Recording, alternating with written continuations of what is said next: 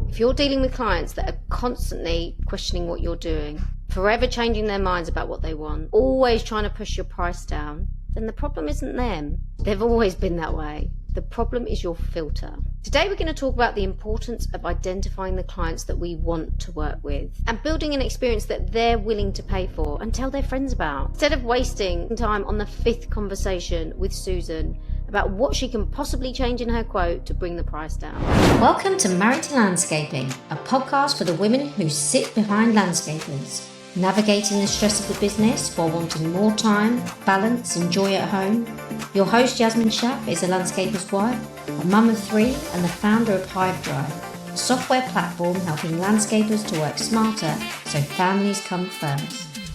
Welcome to Married to Landscaping. I am your host Yasmin and as always I'm delighted to have you here. Now we've all had those clients. You know, the ones that call you back 3 times just to make sure that retaining all that you've spoken about is going to be long enough or in the right place. Once you quote them, they unpack every detail and question every little thing in there. And they immediately say, this is far too expensive, without having any idea of the cost of materials, the cost of labour, and then come the change after change after change before they've even accepted the quote. And we all know that we should walk away from these clients, but we end up accepting them and then spend the next 5 weeks regretting that decision. Now, if this is the only work you're attracting, it's hard to say no. You need it, right? You've got bills to pay. That's why having the ideal client avatar is critical. It means right from the start, you're deliberately targeting those clients that you want to work with. And for anyone that doesn't fit what you're looking for, you've got a filter. So they don't even reach your radar. They never get the chance to distract you, because that's all they are, a distraction from you building a business where you serve people that can afford you, that respect your craft, and appreciate your experience. Okay, let me give you an example. So if you had a household with an income of $100,000 and they want to get their garden done, and you go in and you give them a quote for $50,000, that's half their total income. Of course, they're going to start nitpicking the price. Now, if you target the household that has an income of $300,000, that $50,000 now is only 15% of their total income. Suddenly, it's not the major factor. And if you offer a premium service, then price isn't what they're making their decision on. You're now competing on value and not on price. And that's where you want to be playing the game. And once you get one job on in a neighborhood like this, so much easier to get the next job.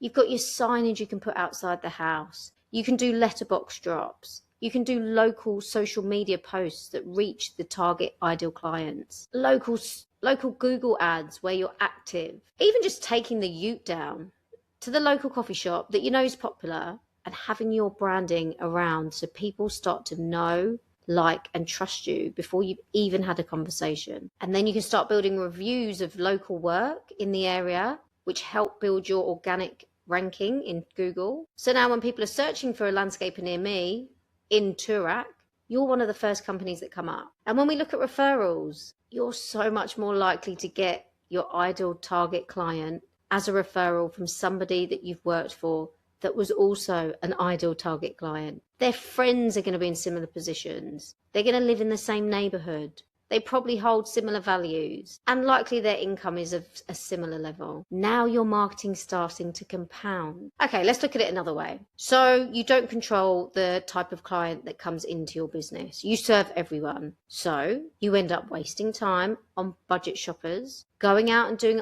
site visits for work that you know you don't want to complete, you won't be proud of, spending hours at night completing quotes for people, following up with people for work you don't really want. You finally finish the job, they've used the worst type of paver, the worst type of plants. You don't want to put that on social media. You don't want to promote your name behind it. Not because the craftsmanship isn't good, because it is just so budget, it doesn't look great. You know that you could have done the job so much better if they just had more money to put into it. These jobs aren't going to help you achieve your business success and your financial success. And if you continue filling your diary with these types of clients, how many of your ideal clients are you missing? So how do we start to identify our ideal target client?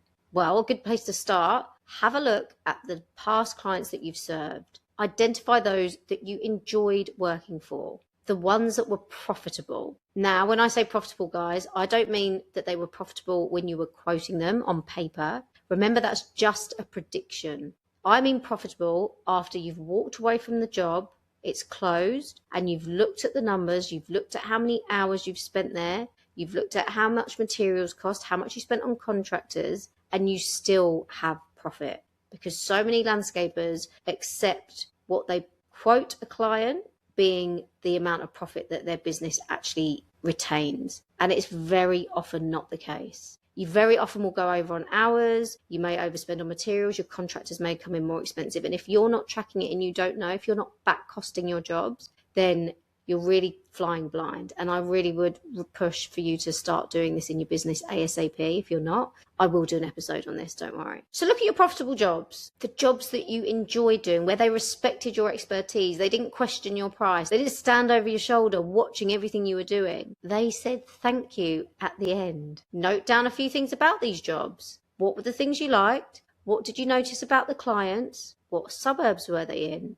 Do you know what they did for work? Were they retired? Did they have a family? If you carry out surveys at the end of jobs, which is really advisable, try and pull these out for the customers that you enjoyed working for. That may give you a little bit more insight as to some of those traits we're looking to note down. Now, the next thing you want to do is start looking at the target suburbs you want to work in, the ones where you know they have a wealthy avatar. Maybe the houses are over 1.5 mil, at least 3 bedrooms. Gardens at least a certain square footage, just whatever you've identified as the right fit for your business and where you want to take it. Once you know these suburbs, you need to start figuring out who's already working in the suburbs. So I'm talking about targeting some partnerships with people like builders, architects, designers, real estates, pool builders, all of those people that are working in the area that you want to break into. Start to note down who those guys are. This really is easy enough to find out. I mean, if you're in the areas, you can see their signage. You can look on social media and see who's posting around that area. And obviously just general Google AI searches can help you find out this information. So now you know who to target, reach out to them. Suggest a catch up. If you're doing this online, I would suggest video is a great first impression. And make sure you share a little bit about yourself, about your company's values, about where you're taking the business. If you've got great pictures, make sure you include good pictures. If they're not so great, then perhaps thinking about investing in some good quality pictures. And make sure you reference something individual about the person you're reaching out to. Perhaps they've recently won an award, mention the award.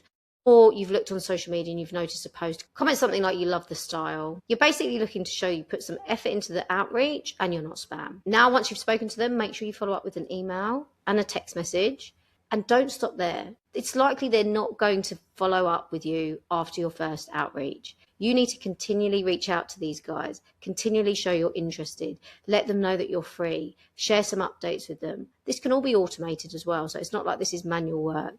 You can just put them into marketing sequence where they receive updates from you, just letting them know that you're still around, keen to progress the partnership, and obviously sharing some of your wins so they can see that you're doing some great work. Now, Zave's used this exact approach to build his 7-figure business, and it's been one of the most valuable uses of his time. Once you build trust with your target partnerships, they can keep feeding you leads even when business gets slow. These are leads that you haven't had to pay for. These are leads that you're getting just from having a good relationship with some strategic partners. Now, if you're looking for scripting, you're looking for the email templates, you're looking for the follow-up sequences, we've got all of this loaded into Hive Drive. If you want to take a look, book a call with me. The link will be in the show notes and I can take you through the sequence. Another way of building your reputation in the area: print out a lovely one-pager of some of the nice work that you've done, a little bit about your company, and just go and do some letterbox drops around the local area just to get your logo out there. Facebook groups, if you're allowed in them, are another great way of becoming the expert in the local area. So just being a little bit active on those. Now, needless to say, having the right operational systems in place when you attract these clients, they are delivered that high-end service is of the utmost importance, but there is nothing more important than making sure that you have the skill set within your team to complete these jobs. You actually need to be able to deliver a high-end build if you're going to attract a high-end client. And if you can't get that right first, because there isn't a bigger reputation killer than bad work. Now, guys, there's a bigger reason that you're looking for these A-grade clients, the clients that have the money to spend. We are living through the rise of artificial intelligence. There is going to be mass unemployment coming. It's already started. I just read an article about Square laying off 40% of their workforce due to AI. And this is just going to accelerate. But those clients that have built wealth around them, have those professional high-paying jobs, senior leaders in specialized professions, they've protected themselves from these shifts. If you're targeting the budget market, you're targeting the first people to stop spending when the economy starts to wobble.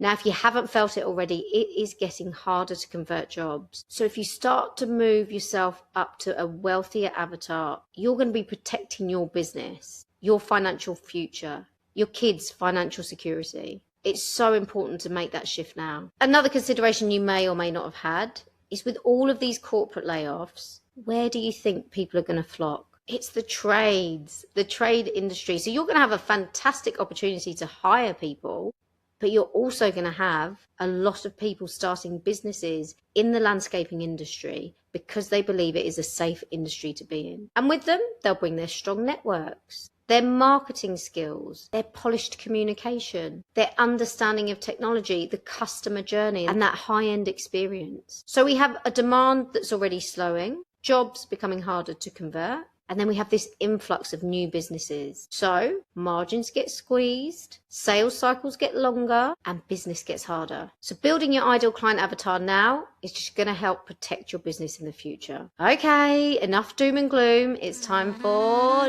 Date Night Challenge. You're going to sit down together and you're going to look at some past jobs. And then it's time to work through these 3 questions. 1. Which clients would you be happy to serve again and why? So here you're looking for things like, were they profitable? Were they easy? Did the client trust you to deliver? Did they pay on time? Was it a great showcase of your skills? Remember, your ideal client avatar isn't just profitable, they're aligned with how you want to run your business. Number 2, what traits did these clients have? So here we're thinking about, where did they live? How much did they earn? Were they budget or premium buyers? Were they looking to you for convenience, or were they trying to manage everything themselves? Question 3. What 3 suburbs are you not working in yet? We're only looking at 3 suburbs here because focusing your efforts helps your profitability, as it's usually about density and not distance in landscaping. If you're just starting out, or your business has been doing work for people that you really would rather not, then the best place to start is take a look at the 3 high net worth suburbs within the area that you're happy to travel to, and note them down and do some research about some potential partnerships that you could focus on building in these areas. So remember, your pool builders, your builders, your real estates, your designers, your architects, all of these types of people, just note them down and start building out a target list that you can reach out to. Good luck, and as always, I'd love to hear your results. Feel free to reach out to me on any social channel or email.